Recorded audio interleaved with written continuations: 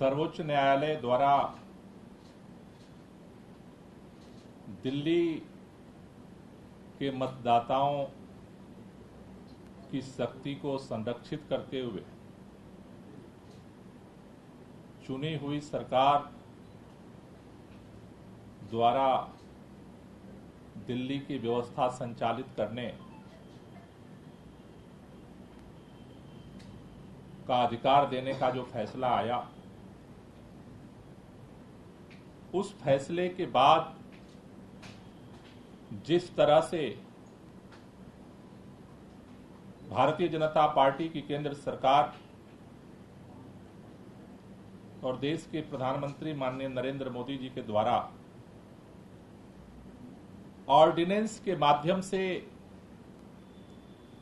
दिल्ली के लोगों के अधिकार को हाईजैक किया गया, उससे पूरे दिल्ली के लोग स्तब्ध हैं।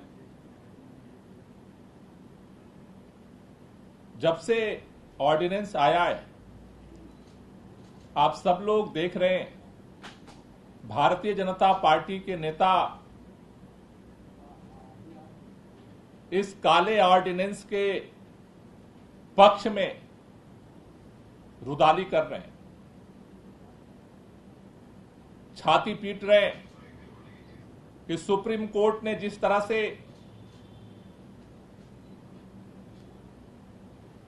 संविधान पीठ ने जिस तरह से दिल्ली के अंदर लोगों की चुनी हुई सरकार को दिल्ली के अंदर काम करने के लिए अधिकार दिए, ऐसे मातम मना रहे हैं जैसे दिल्ली के अंदर क्या तूफान आने वाला था। कह रहे हैं ऑर्डिनेंस हमने इसलिए लागू किया कि दिल्ली देश की राजधानी है, जैसे पहली बार दिल्ली के लोगों को पता चला कि दिल्ली देश की राजधानी है। संविधान के अंदर जब प्रावधान किया गया कि दिल्ली के लोगों के द्वारा दिल्ली की चुनी हुई सरकार बनेगी, तब भी लोगों को पता था कि दिल्ली देश की राजधानी है। कह रहे हैं कि देश के अंदर देश की राजधानी होने के नाते पूरे दुनिया से लोग आते जाते हैं, दूतावास है। ऐसा लग रहा है कि मोदी जी की सरकार बनने के बाद दूतावास बने हैं। कह रहे हैं दिल्ली के अंदर जो कुछ भी होता है उसका असर पूरे दुनिया के ऊपर पड़ता है, इसलिए हमने ऑर्डिनेंस लाए। पूरे दुनिया के ऊपर चुनी हुई सरकार और सुप्रीम कोर्ट के 5 माननीय सर्वोच्च न्यायालय के न्यायाधीशों द्वारा दिए गए फैसले को ऑर्डिनेंस के द्वारा रातों रात उसकी धज्जियां आपने उड़ा दी। पूरी दुनिया वाह वाह कर रही है, वाह मोदी जी वाह, क्या भारत के अंदर लोकतंत्र आपने स्थापित किया है, क्या मॉडल दिया है। बहाने भी नहीं मिल पा रहे हैं भारतीय जनता पार्टी को कि इस ऑर्डिनेंस को क्यों आप लेकर के आए।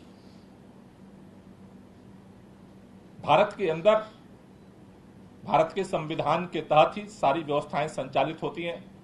भारत का फेडरल स्ट्रक्चर संविधान के तहत संचालित होता है। भारत की केंद्र सरकार को भी शक्तियां उसी संविधान से मिलती हैं। भारत की राज्य की सरकारों को भी शक्तियां उसी संविधान से मिलती हैं। दिल्ली के अंदर चुनी हुई सरकार के पास क्या क्या शक्तियां होंगी और लेफ्टिनेंट गवर्नर के पास क्या क्या शक्तियां होंगी, इसको लेकर के संविधान बहुत स्पष्ट है। केंद्र सरकार में मोदी जी की सरकार बनने के बाद नोटिफिकेशन जारी करके कंफ्यूजन पैदा किया गया। फिर सर्वोच्च न्यायालय हम लोग गए, सर्वोच्च न्यायालय ने फिर क्लियर किया कि लैंड, पुलिस और पब्लिक ऑर्डर के अलावा सभी विषयों पर जिस पर विधानसभा कानून बना सकती है, उस पर निर्णय लेने का अधिकार चुनी हुई सरकार को है। उसके बाद फिर अमेंडमेंट करके फिर कंफ्यूजन पैदा किया गया सर्विसेज को लेकर के।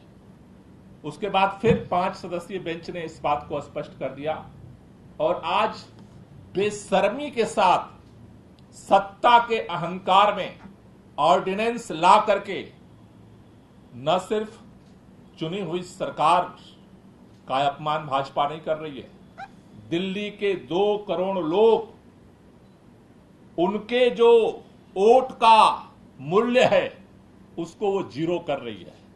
वो कह रही है कि उत्तर प्रदेश वाले जब वोट देते हैं तो उनका उनसे चुनी हुई सरकार का अधिकार अलग है, क्योंकि भारत के संविधान के तहत हर मतदाता को बराबर का अधिकार है। उसमें बहुत लंबी डिबेट हुई थी। आज दिल्ली के 2 करोड़ लोगों को यह ऑर्डिनेंस अपमानित कर रहा है। जब भारतीय जनता पार्टी के लोग वोट मांगने जाते हैं उस समय ये बात नहीं बताते कि जो सरकार चुनी जाएगी उसको हम कुछ करने नहीं देंगे, जो सरकार चुनी जाएगी ऑर्डिनेंस ला करके उसे हम हाईजैक कर लेंगे। और जिस तरह के बहाने बना रहे हैं बच्चों की तरह कि देश की राजधानी है, पहले भी देश की राजधानी थी, दूतावास पहले भी थे, इसीलिए दिल्ली को केंद्र शासित राज्य बनाया गया। दिल्ली की लड़ाई मदन लाल खुराना जी से लेकर के और आज तक दिल्ली को पूर्ण राज्य बनाने की लड़ाई दिल्ली लड़ता है। अब आप कह रहे हो कि अब तो हम आधा राज्य भी नहीं रहने देंगे, 1/4 राज्य भी नहीं रहने देंगे, अब सारा जो ऑर्डिनेंस लेकर आए सारा निर्णय अब एलजी लेंगे। ये जो काला अध्यादेश भारतीय जनता पार्टी लेकर के आई है, अब तक लोग पूछ रहे थे कि लोग कहते हैं मोदी जी तानाशाही पर उतारू हैं। इस अध्यादेश ने साफ कर दिया है केवल उतारू नहीं है, दिल्ली के अंदर जो अध्यादेश ला करके चुनी हुई सरकार को जिस तरह से पंगु बनाने के लिए कोशिश की गई है, प्रयोग किया गया है, यह एक प्रयोगशाला के तौर पर, एक एग्जाम्पल के तौर पर एक्सरसाइज किया जा रहा है। आगामी दिनों में जो परिस्थितियां दिख रही हैं, ये पूरे देश के अंदर इसी तरह से अध्यादेश ला करके तानाशाही थोप सकते हैं। और इसलिए आम आदमी पार्टी ने निर्णय लिया है, इसके खिलाफ आम आदमी पार्टी और दिल्ली के लोगों के साथ मिलकर के इसके विरोध में अभियान चलाया जाएगा। और 11 जून को रामलीला मैदान में दिल्ली के लोग अपने आक्रोश को व्यक्त करने के लिए इस ऑर्डिनेंस के खिलाफ महारैली में शामिल होंगे। इस ऑर्डिनेंस के खिलाफ जिस तरह से तानाशाही दिल्ली के ऊपर और पूरे देश के ऊपर थोपी जा रही है, इस तानाशाही के खिलाफ 11 जून को रामलीला मैदान में महारैली का आयोजन किया जाएगा। और पूरे दिल्ली के लोगों से हमारी अपील है, जो लोग भी इस बात को मानते हैं, पार्टी आपकी कोई भी हो, क्योंकि संविधान ने हमें वोट का अधिकार दिया, अगर उस वोट के संवैधानिक अधिकार को कोई भी सरकार अगर जीरो कर रही है उसकी कीमत को, तो दिल्ली के लोगों को खड़ा होना पड़ेगा। क्योंकि देश की राजधानी अगर है तो देश की राजधानी में अगर लोकतंत्र की हत्या की जा रही है तो उसे बचाने के लिए भी दिल्ली के लोगों को खड़ा होना पड़ेगा।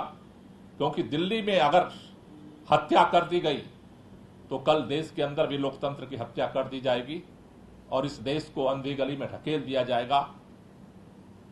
इसलिए दिल्ली के सभी लोगों से हमारी अपील है, जो भी संविधान में विश्वास करते हैं, जो लोग भी जिस तरह से दिल्ली के लोगों को अपमानित करने का काम किया है केंद्र सरकार ने, उन सबसे हमारी अपील है कि 11 जून को रामलीला मैदान में अपना आक्रोश व्यक्त करने आप भी जरूर पहुंचें। क्योंकि अब वक्त आ गया है कि पूरी ताकत के साथ, क्योंकि इनको अब संविधान पे भरोसा नहीं, चुने हुए लोगों के मतदान के अधिकार पर भरोसा नहीं, फिर एक ही रास्ता बचता है कि इस देश से मोदी जी को हटाए बगैर न तो दिल्ली वालों का अधिकार सुरक्षित है, न देश में लोकतंत्र सुरक्षित है।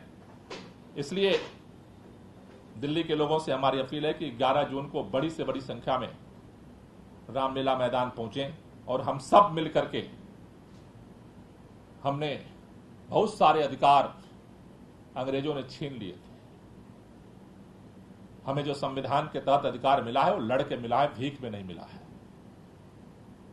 अगर सारे दरवाजे केंद्र सरकार सोचती है कि हम बंद कर देंगे सत्ता की ताकत पर, तो मैं एक लाइन कहना चाहता हूं कि बंद हैं तो और भी खोजेंगे हम, रास्ते हैं कम नहीं तादाद में, लड़ाई इनके तानाशाही के खिलाफ जारी रहेगी। जनता के साथ मिलकर के इस लड़ाई को दिल्ली के अंदर भी लड़ेंगे और पूरी ताकत से इस आवाज को देश में पहुंचाएंगे। Thank you. कोई क्वेश्चन?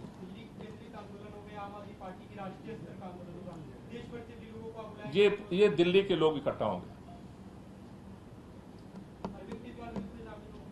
जी, अरविंद केजरीवाल जी शामिल होंगे।